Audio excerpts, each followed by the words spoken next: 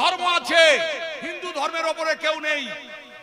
তারপরে এসেছিল গীতা, তাও 125 বছর আগে আসতে। ভক্তমণ্ডলী 125 বছরের বেশি দিন ভগবান ছিলেন না।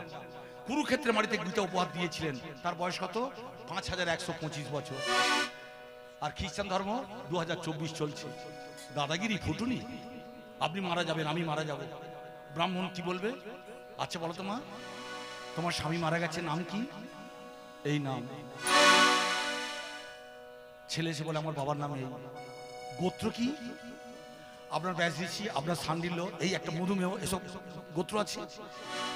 ঠিক করে বলুন, এখানে যদি কোনো খ্রিস্টান ধর্মের ভাই থাকেন, আমি আপনাকে ভাই বলে বুকে জড়িয়ে ধরবো।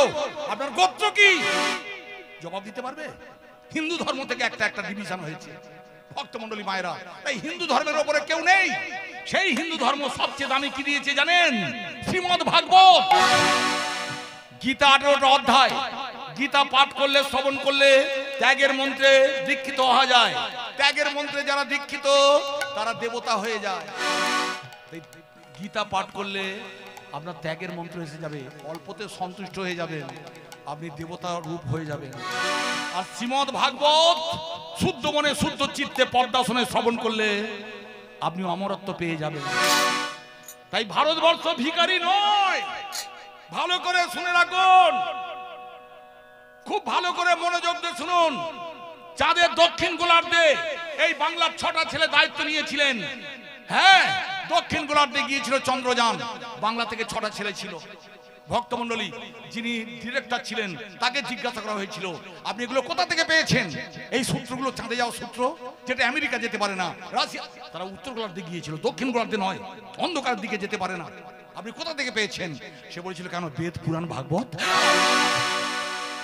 বুঝে গেল? আজকের এমন একটা অস্ত্র তৈরি করেছেন আজকে এই ভারতবর্ষ। ভক্তমণ্ডলী, এখান থেকে বোতাম টিপবে, অগ্নি 5, যেটা আমেরিকায় গিয়ে বোমা বর্ষণ হবে। ভক্তমণ্ডলী মায়েরা, এবার বলুন, এইভাবে দেশ এগিয়ে গেছে। পৃথিবীর মধ্যে 4র্থতম দেশ হয়েছে ভারত। আর ভারতবর্ষের গীতা, বেদ, পুরাণ আমেরিকা রিসার্চ হচ্ছে। আমরা কেন আর পিছন দিকে তাকাবো? ওদের দেশে একটা বিদ্যাসাগর আছে, একটা রামকৃষ্ণ আছেন, একটা বিবেকানন্দ আছেন, একটা নেতাজি আছেন, ভারতবর্ষে আছেন।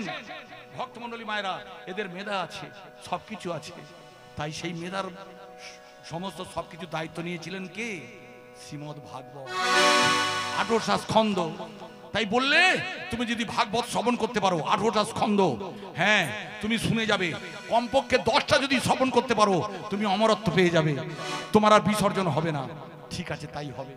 কিন্তু আপনাদের বাবা মহাদেব হরিহর, ভগবানের যা ক্ষমতা ওর তাই ক্ষমতা, কিন্তু উনি শ্রীমদ ভাগবতের কিছু জানতেন না।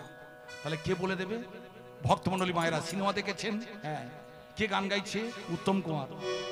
উত্তম কুমার গান গাইছে না, লিপ দিচ্ছে, পিছন দিক থেকে হেমন্ত মুখার্জি রেকর্ড করেছে।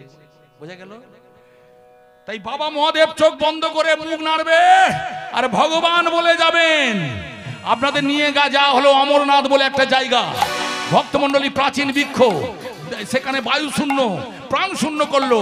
আর সেখানে দেবী দুর্গা শুনছেন, আর বাবা মহাদেব বিড়বিড় করে বলছেন। ভগবান তার জিহ্বার মধ্যে এসে বলে যাচ্ছেন, মানব জীবনে ধন্য হবে ওই হরি নামে, মানব জীবন ধন্য হবে হরি হরি নামে,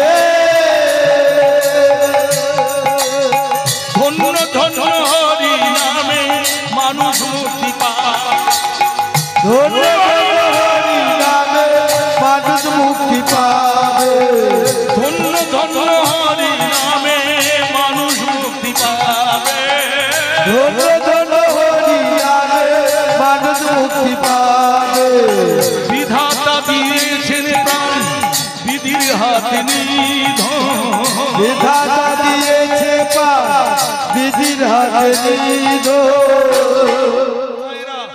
এই প্রাণটাকে দিয়েছে, এর মধ্যে প্রাণটাকে দিয়েছে।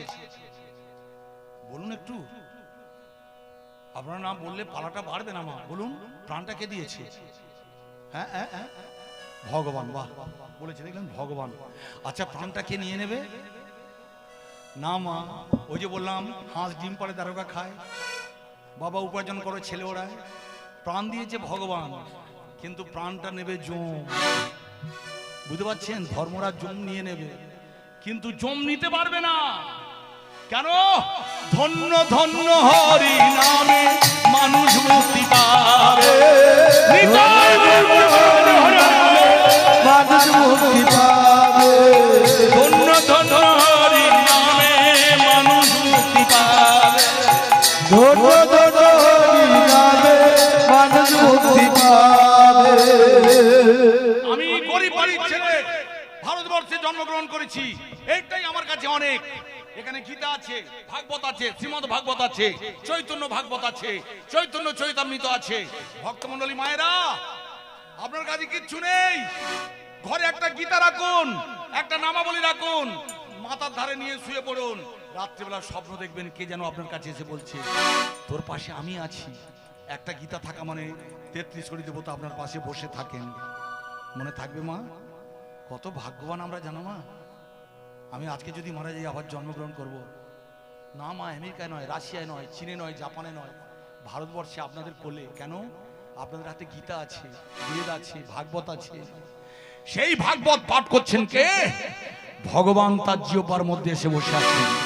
আর বাবা মহাদেব বলে যাচ্ছেন, এত বড় একটা কাণ্ড ঘটে যাচ্ছে, হতে পারবে না, সবাই জানতে পারবে না, তা হতে পারে না।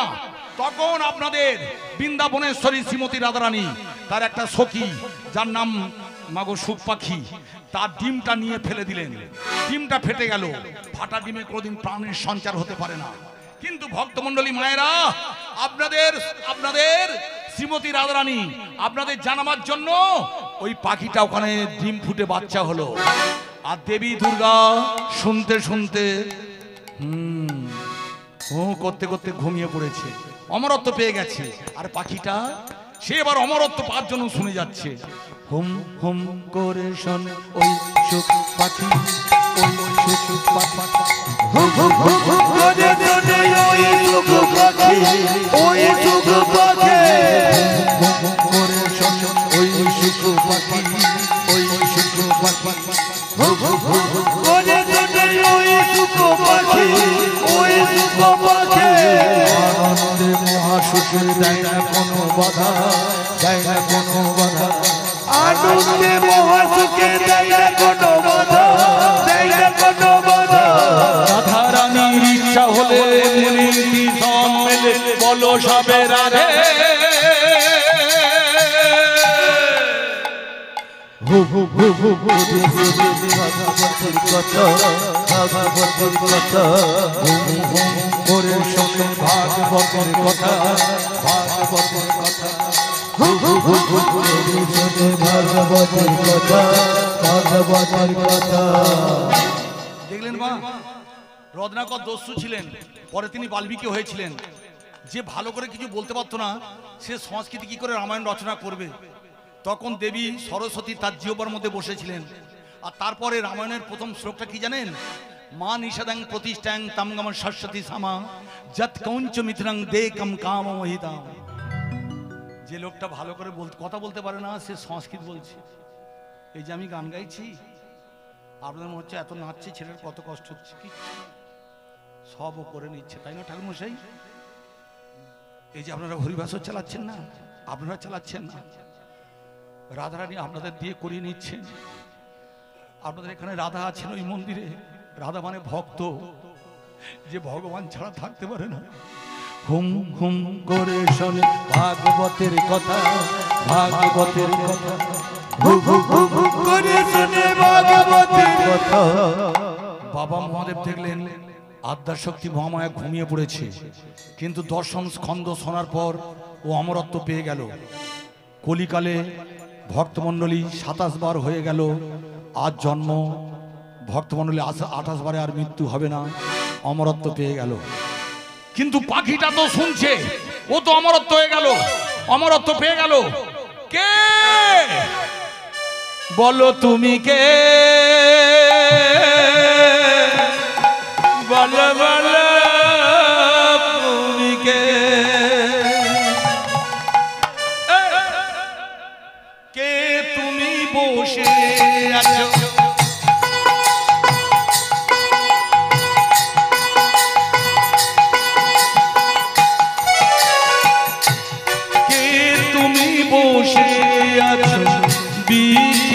ডালে কে তুমি বসে আছো বলো বৃক্ষের ডালে ভাগবতের কথা শুনে আমার তো পেলে কে তুমি বসে আছো বলো বৃক্ষের ডালে বল বল বলবে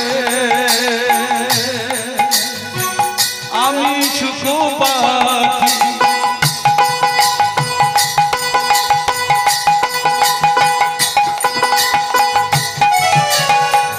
আমি সুখ পাখি ছিলাম ভূমিতে পড়ে আমি সুখ পাখি ছিলাম ঘুমেতে পড়ে ভাগবতের কথা শুনে আমার পেলাম বলে কে তুমি বসে আছো ওই বৃক্ষের ডালে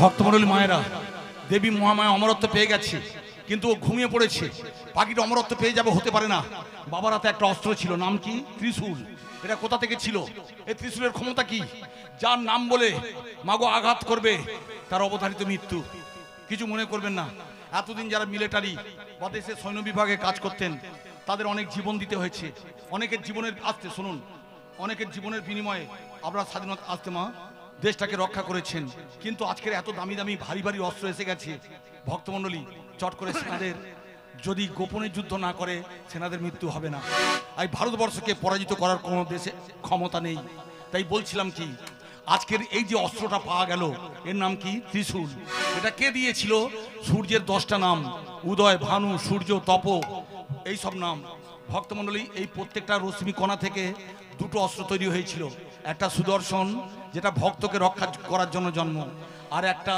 অসুর নিধন করার জন্য ত্রিশূল সেই ত্রিশূলটা ছুঁড়ে মারলেন ওরে পাখি তুই ডিম ফুটে বাচ্চা হয়ে অমরত্ব পেয়ে যাবি দেব না মার মার ওকে মার মার মার মারবে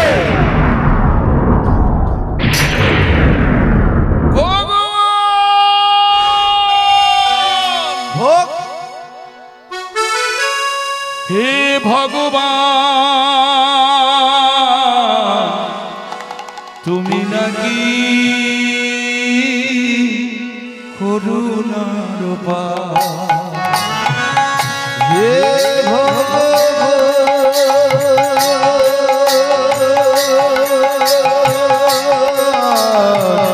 তুমি নাকি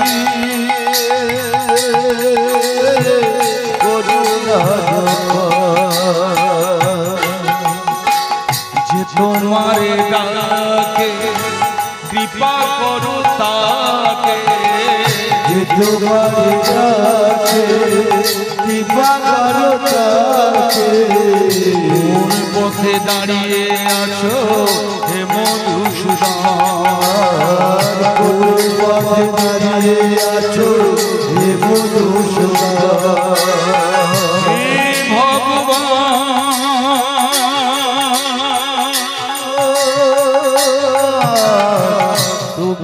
ভক্তমণ্ডলী মায়েরা সেই পাখিটা এইভাবে বাতাসের উপর নির্ভর করে ভাসতে ভাসতে ডানা মিলে উঠতে উঠতে আপনাদের কাশী বিশ্বনাথ মন্দিরের কাছে ঘাটের কাছে চলে এলেন তখন ভোর 4টে বাজে নদিবা ননিশি ব্রহ্ম মুহূর্তে সেই সময় ব্যাসদেব আত্মার স্ত্রী বিথিকা স্নান করছিলেন স্নান করে উঠেছে কে ব্যাসদেবের স্ত্রী বিথিকা উঠে কি করেছে জানেন মা কাঁচা ঘুম তো হাইটা তুলেছেন ওই পাখিটা ক্ষুদ্রাতি ক্ষুদ্র হয়ে ওই মাতৃ জঠরে প্রবেশ করেছেন বিথিকার গর্ভে প্রবেশ করেছেন আর প্রবেশ করে 16 বছর কোথাও 16 কোথাও 18 বছর লেখা আছে তাই যে কোনো একটা সংখ্যা ধরে নিন 16 বছর মাতৃ জঠরে বসে সে হরিনাম শুরু করে দিল এবার বলুন ঠিক করে বলুন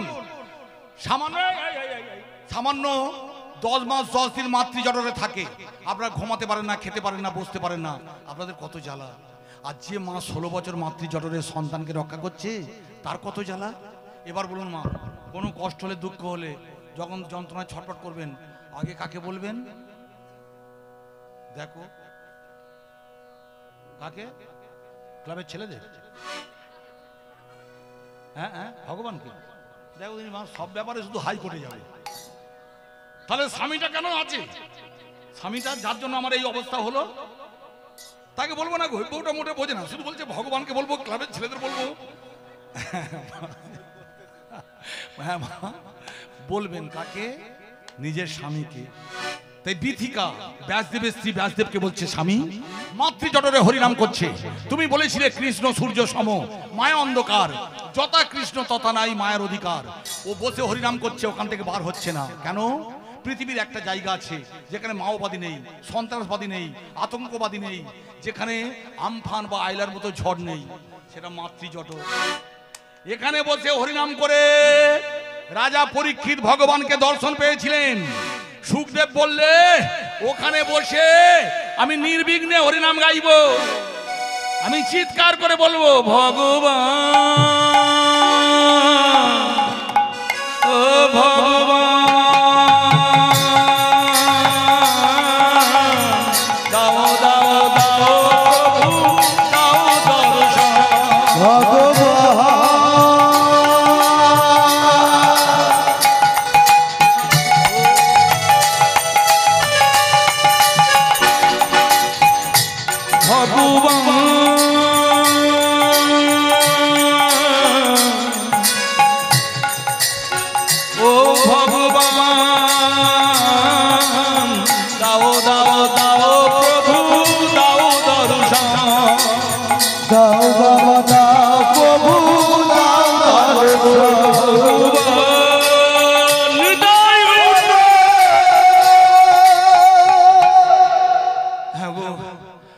সহ্য করতে পারছি না, একটা ব্যবস্থা করো।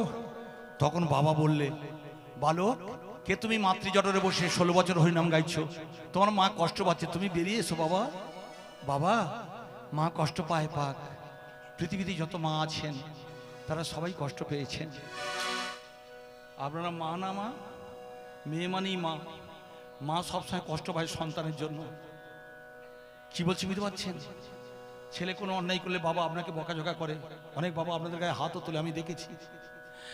এবার বলুন মা, ছেলে পড়াশোনা করে, বৌমার কপালে সুখ জোটে, কিন্তু আপনি সেই দুঃখী মা হয়ে পড়ে থাকেন। কিন্তু তবু আপনি সন্তানের মঙ্গল কামনা করেন।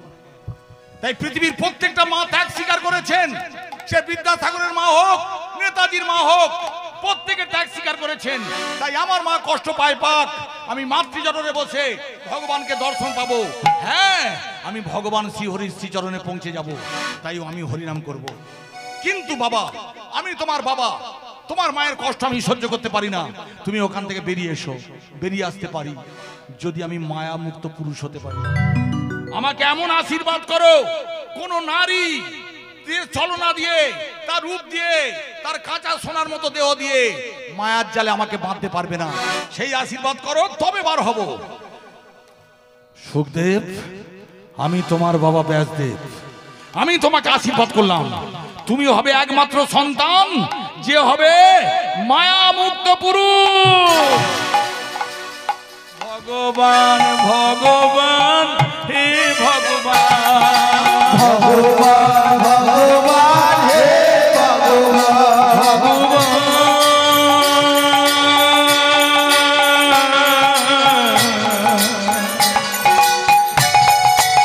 হে ভগবান, ভগবান ভগবান হে মধুসূদন, ভগবান ভগবান। ভক্তমণ্ডলী মায়েরা, ত্রিশূলটা এসেছিল কিন্তু মারতে পারলো না, মাতৃজঠরে ছিল বলে। একজনকে মারতে পাঠিয়েছি, দুজন মারা যাবে, এ তো ত্রিশূলের কাজ নয়। তখন বাবা মহাদেব দাঁড়িয়ে আছেন। সেই সময় ব্যাসদেব বললে, দেবাদিদেব আপনি এখানে? বলে আমি মহামায়া দেবী দুর্গাকে অমরত্ব প্রদান করছিলাম, ভগবান আমার জিহ্বার মধ্যে বসেছিলেন, সে অমরত্ব পেয়ে গেছে। আর এই ফাটা ডিম থেকে বাচ্চা হয়ে এই সুখ পাখিটা অমরত্ব পেয়ে গেল, তাই ওকে মারতে এসেছি। আপনি তো বলেছেন শুদ্ধ চিত্তে শুদ্ধ মনে পদ্মাসনে বসে যদি শ্রীমদ্ ভাগবত দর্শন করে বা শ্রবণ করে সে অমরত্ব পাবে। হ্যাঁ বলেছি, তাহলে যখন যখন বলে দিয়েছেন সে তো অমরত্ব পেয়ে গেছে, এখন অস্ত্র তীর ধনুক মারলে কি হবে, ত্রিশূল মারলে কি হবে? বাবা মহাদেব বললে তাই তো। দেখলেন ভক্তমণ্ডলী, এর নাম ভোলে ভালা। আমাদের ওখানে একটা মন্দির আছে জানো মা, এই শিবরাত্রি চতুর্দশীর দিনে নিয়ম আছে, আপনাদের এই যে শিব চতুর্দশীর দিনে এখানে ব্রত করবেন, কিন্তু ব্রতের নিয়মটা হলো মা 4 পরে 4 বার জল ঢালা। আজকালের মেয়েরা কাঁটাতারের বেড়ারা মানবে? সন্ধেবেলা জল ঢেলে পেঁয়াজ পান্তা খেয়ে ঘুমাচ্ছে। সেই সময় একটা চোর দেখতে পাচ্ছে মন্দির খোলা, মন্দিরের ওপরে মাগো বাবা মহাদেবের মাথার ওপরে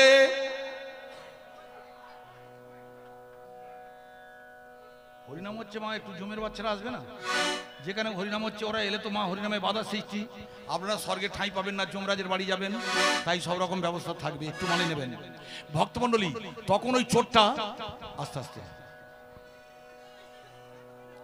তখন ওই চোরটা করেছে কি ভক্তমণ্ডলী, সে তখন হাত পাচ্ছে না, উপরে তো তোলা আছে, হাত পাচ্ছে না। তখন বাবা মহাদেবের মাথার উপর পা তুলে মাগো থালা বাসন, হ্যাঁ পিতল কাঁসার বাসনগুলো চুরি করছে।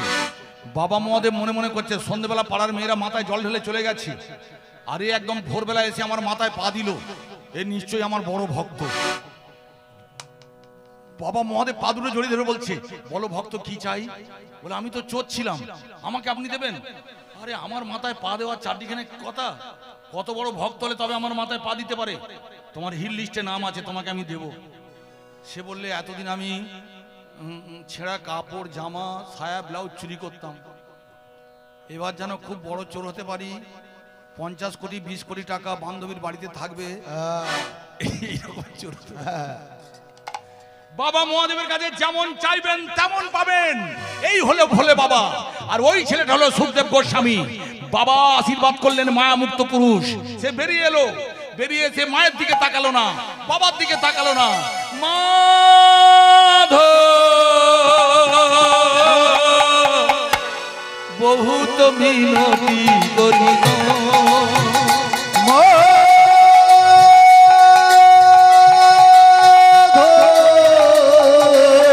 বহুত মিনতি করিত, বহুত মিনতি করিত, বহুত মিনতি করিত। দেহ তুলসী দিল এ দেহ সমর বিনু, দেহ তুলসী দিল এ দেহ সমর পেল, দয়া জানু না ছাড়িবি মোর দয়া জানু না ছাড়িব।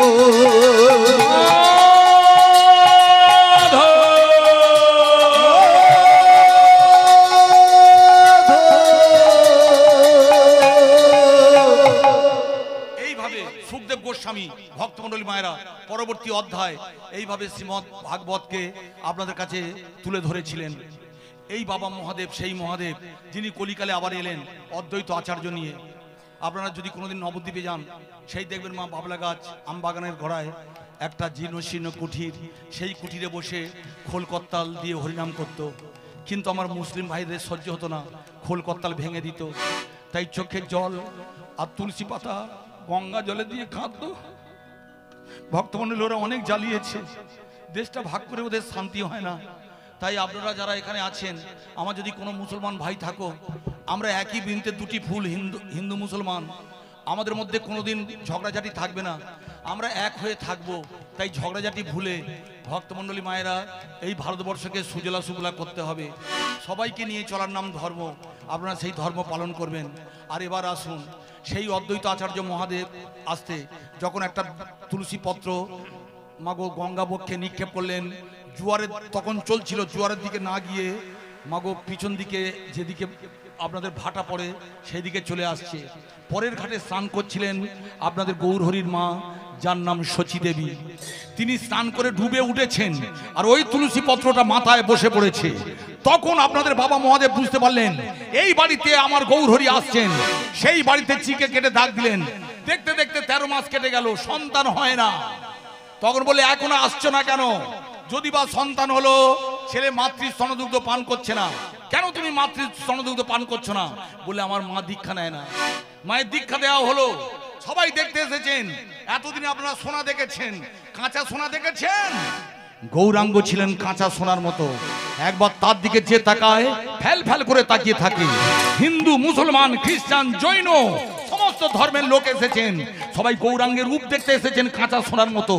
তখন ছেলেটা কাঁদে, তখন গৌর আসতে আপনাদের বাবা মহাদেব বললে, ও গৌরহরি, ও ভগবান, ও বিশ্বম্বর, ও নিমাই পণ্ডিত, তুমি কাঁদছো কেন? আমি কাঁদছি কেন জানো?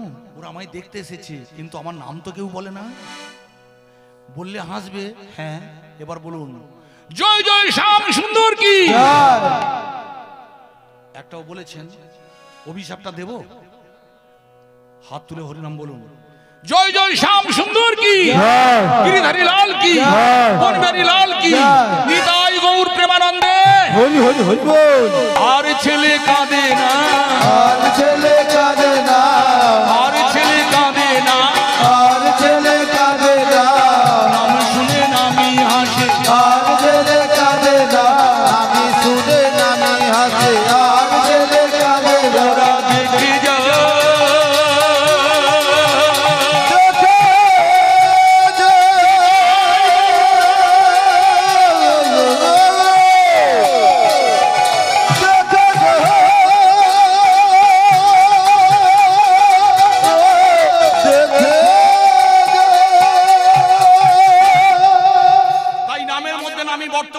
হরিনাম বললে, কৃষ্ণ নাম বললে অন্তর্যামী অন্তরে এসে যান।